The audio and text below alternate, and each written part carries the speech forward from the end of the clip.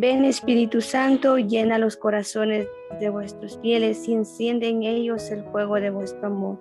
Envía, Señor, tu Santo Espíritu y todo será creado y se renovará la faz de la tierra. Te damos gracias, Señor, porque una tarde más nos permite seguir aprendiendo de ti. Te pedimos que envíes tu Santo Espíritu para que abra nuestros corazones y que ilumine nuestro entendimiento. Que día a día, Señor, tengamos esa sed de saber más de ti, de amarte y de seguirte cada día más. Amén. En el nombre del Padre, del Hijo y del Espíritu Santo. Amén.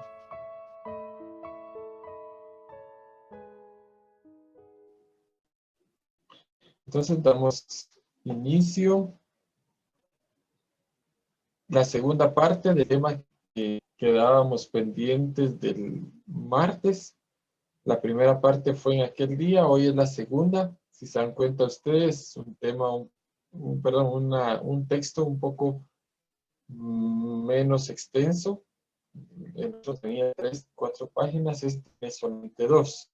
Hablábamos sobre de la Biblia hace unos días y hoy seguimos viendo esto con otros subtítulos.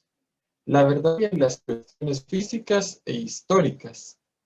La Biblia, conviene no olvidarlo, es un libro de naturaleza religiosa y por ello no científico.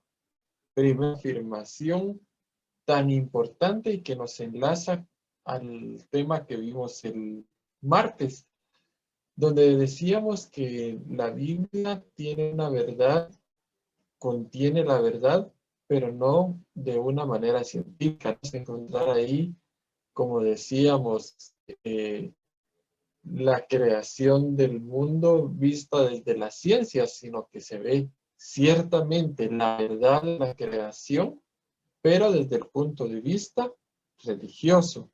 Es decir, ese mensaje de Dios que nos quiere decir, que se nos quiere expresar desde el punto de vista plenamente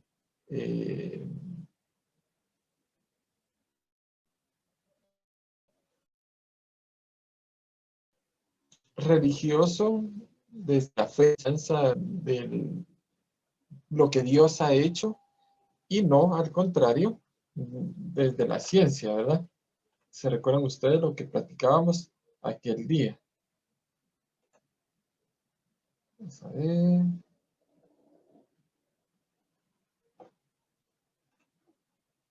Muy bien. Si ustedes en algún momento dejan de escucharme o hay alguna complicación, por favor me avisan. Por favor, Frank también ahí me envió mensajitos, sí. Estoy un poquito aquí en el inframundo, pero bueno, ahí vamos a ir. Por eso no pretende enseñar ni dar explicaciones científicas sobre la naturaleza física. Tampoco pretende informarnos con total exactitud acerca de la historia humana. Teniendo en cuenta esto, debe afirmarse, cuando la Biblia habla sobre los seres que componen el mundo físico, lo hace según las apariencias sensibles o según el lenguaje vulgar de aquel momento. Cuando la Biblia habla sobre hechos históricos de la vida política o cultural, se garantiza su realidad, es decir, sucedieron. Pero no se puede olvidar la perspectiva religiosa de la Biblia, lo cual explica que se acentúen ciertos aspectos, se dejen en segundo lugar otros y se den ciertas lagunas en fechas o sucesión temporal. Interesantísimo. Nos estamos entrando ya a esa complementariedad que tiene la verdad histórica, la verdad de la creación y muchas verdades que se contienen en la Sagrada Escritura, pero que son propiamente vistas desde el ángulo de la fe y no así de la ciencia. Por eso no querramos exigir en la Biblia, por ejemplo, alguna fecha específica o alguna sucesión temporal de acontecimientos. Tampoco podemos exigirle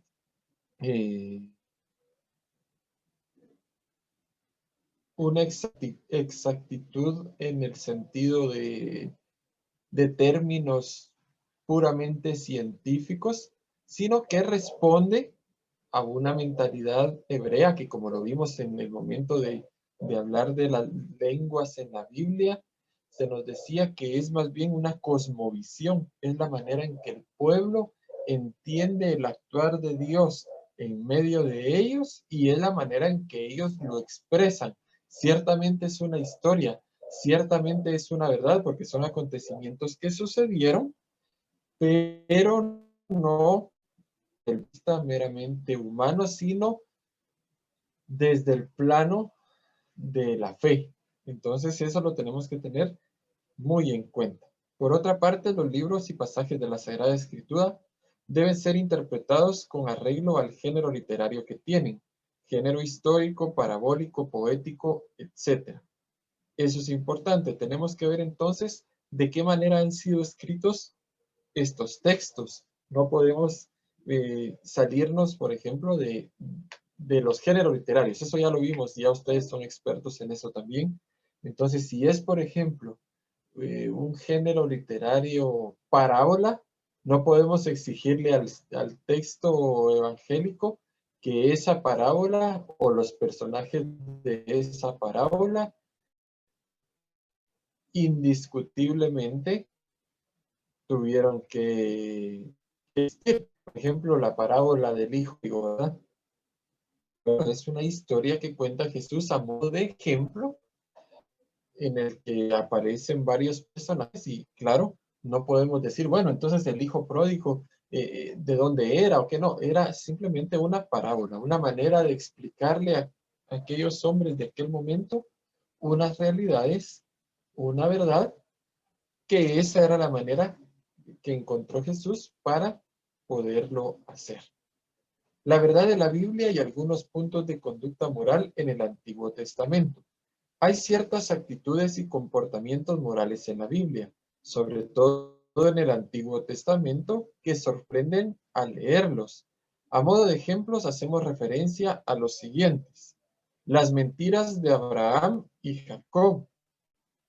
Abraham le dice a su mujer Sara que diga que es su hermana cuando estaban en peligro, ¿verdad? Y entonces él la hace pasar por su hermana.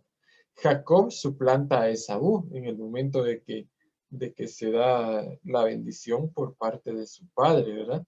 Pues él recibe la bendición de este. Segundo, las crueldades de las conquistas, de la conquista de Canaán. Pasaron por la espada a hombres y mujeres, niños y viejos, bueyes, ovejas y asnos, en la conquista de la ciudad de Jericó. Esto es también parte de estos textos que nos pueden sorprender. También el sacrificio de la hija de Jefté por su propio padre, ¿verdad? Por una promesa que él ha hecho. Para que de una vez quede en ustedes, van a buscar las citas bíblicas que aparecen ahí. Génesis 12 del 1 al 10, Génesis 27, Josué 6, 17 al 26 y Jueces 11 del 30 al 40. Eso lo van a ir a buscar, eso les va a quedar hoy como tarea. ¿Qué hay que decir sobre estas conductas morales? La respuesta podría agruparse en 6 apartados.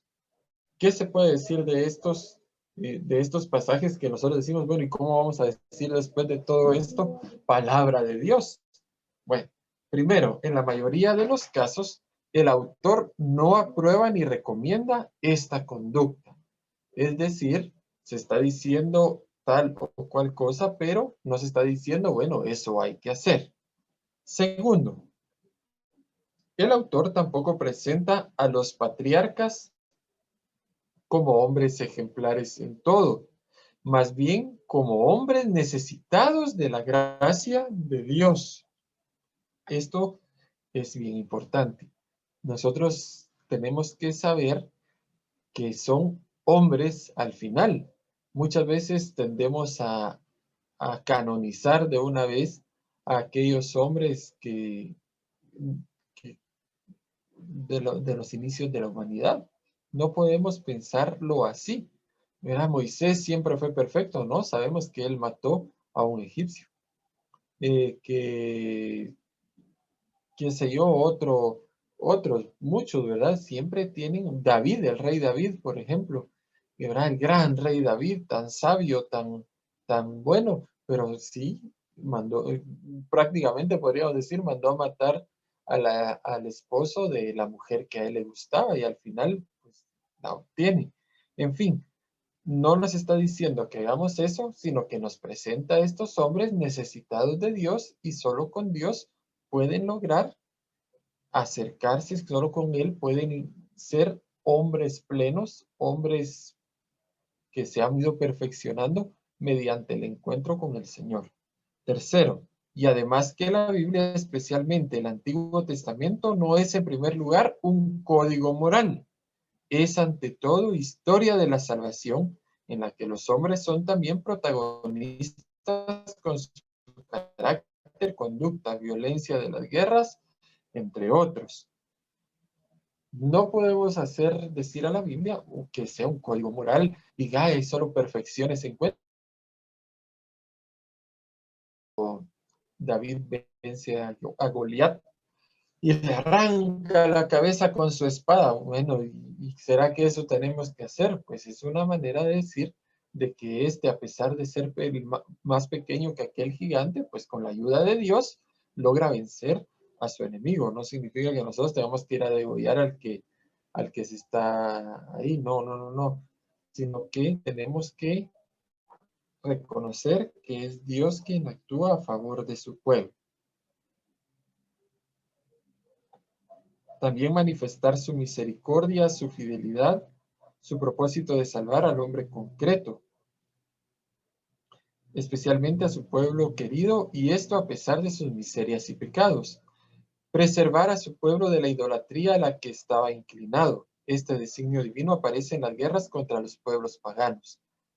El Señor siempre dice, ¿verdad? Este es mi pueblo y esto yo grabaré en su corazón, que ustedes serán mi pueblo y yo seré su Dios.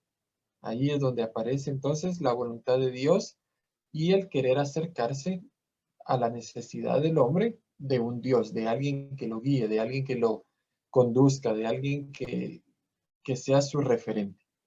Cuarto, en este contexto de historia de la salvación, la Biblia es testimonio de la condescendencia de Dios. Va llamando a los hombres a una vida moral más elevada, pero acomodando a la debilidad moral en la que estos se encuentran, a hombres con sus debilidades, a hombres con sus pecados, a hombres con sus realidades tan humanas, y va haciendo que estos hombres muchas veces con cierta inmoralidad vayan creciendo en la moral, vayan creciendo en su dignidad, vayan creciendo en el conocimiento del Señor y vayan siendo cada vez hombres más cercanos a Dios. Dios actúa en el proceso de una evolución histórico-moral hasta llegar a la plenitud moral de Cristo. Estamos hablando del Antiguo Testamento, recuérdense. Y por eso estamos diciendo que la mayor moral se viene a encontrar con Cristo, el que le viene a dar plenitud a todo aquello que se ha dicho en el Antiguo Testamento. Quinto, en este sentido, la Biblia refleja la pedagogía divina en la educación moral y religiosa del pueblo. Es una pedagogía que acompaña al hombre respetando sus etapas en el camino hacia la madurez. Pedagogía, la manera de enseñar, la manera de que Dios enseña a su pueblo, la manera en que Dios corrige a su pueblo, que guía a su pueblo, que lo conduce, que a pesar de que cae, vuelve, lo levanta, lo perdona y le dice, sigue adelante. Y si nos ponemos a pensar, esa dinámica es la dinámica de nosotros hoy, en nuestro contexto actual. Yo me pongo a pensar qué pasaría si ahora se escribiera como se escribiera la Biblia, pues volvería a ser lo mismo. Dentro de 4000 años dirían, bueno, ¿y este pueblo cómo así, verdad? Se hacían tantos ídolos, el ídolo del dinero, el ídolo de las drogas, de los vicios, la corrupción.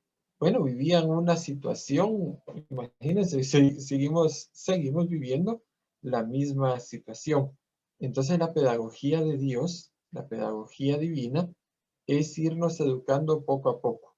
Y como dice ahí, acompaña al hombre respetando sus etapas en el camino. Es decir, cae, bueno, en una acción de pecado nos conduce no al castigo divino, porque ese Dios ya lo tenemos superado, no es un Dios castigador, es un Dios de misericordia. Pero toda acción mala trae consecuencias negativas. Y es así, caemos, viene la consecuencia negativa de nuestros actos, pero el Señor está atento a levantarnos y a decirte, bueno, sigamos en el camino hasta que vayamos alcanzando una moral, una estabilidad en nuestra rutina diaria. Y sexto, Dios conduce a los hombres poco a poco a través de experiencias concretas y enseñanzas proféticas, y así lo lleva al nivel de la conciencia moral del Nuevo Testamento. Experiencias concretas y enseñanzas proféticas. Todo lo que ha aparecido en el Antiguo Testamento, pues va siendo para que el pueblo vaya aprendiendo. El pueblo, cuando Moisés sube al monte y está allá 40 días, se recuerdan ustedes que dice, bueno, ¿qué va a pasar con nosotros? Nosotros queremos a alguien que nos guíe y bueno, y se hacen ahí el becerro de oro. Bueno, cae el pueblo, pero Dios le vuelve a dar una oportunidad y vuelve a surgir y vuelve a estar. Y es ese constante devenir de situaciones, esa dinámica, esa como espiral, ¿verdad? Inicia el pueblo bien, hace la alianza, va caminando bien, cae en el pecado, viene el castigo de sus actos, que es claro, lo acabamos de decir, es claro por sus actos. El pueblo se arrepiente, vuelve a encontrarse con Dios, hace una alianza y vuelve de nuevo. Esa es la dinámica del pueblo de Israel y que si ustedes se dan cuenta es nuestra dinámica hoy. ¿Verdad? Nosotros, a pesar de que ya conocemos a Cristo, de que ya conocemos el camino que es con mayúscula, el camino que es Jesucristo, aún así nosotros nos desviamos, aún así nosotros caemos en la tentación.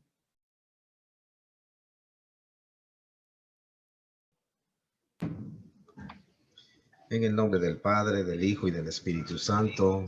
Amén. Te alabamos, te bendecimos, te glorificamos, Señor, y te damos gracias por esta tarde que nos has permitido estar aquí reunidos formándonos. Te pedimos, Señor, que bendigas a nuestro hermano Luis, que nos bendigas a cada uno de nosotros, que nos des esa mente buena para poder asimilar este conocimiento y que tú también nos estés guiando para poder hacer las cosas mejor. Todo esto te lo hemos pedido en el nombre poderoso de Cristo Jesús, por intercesión de nuestra Madre Santísima, la Virgen María, que contigo viven y reinan por los siglos de los siglos. Amén. En nombre del Padre, del Hijo y del Espíritu Santo. Amén.